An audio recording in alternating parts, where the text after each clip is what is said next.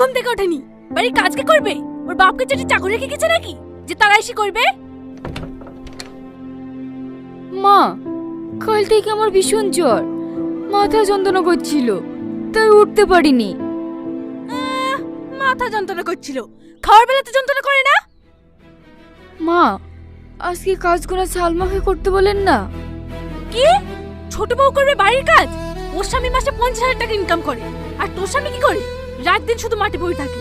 তুই যেমন কিষানের বউ তেমন থাকবি। মা, এই কাপড়গুলোকে চেনতে বলেন। সালমা, তো একটু। কি?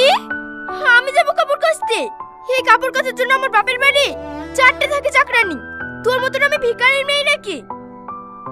ঠিক আছে সালমা, তোকে বলাটা আমার ভুল হয়ে গেছে।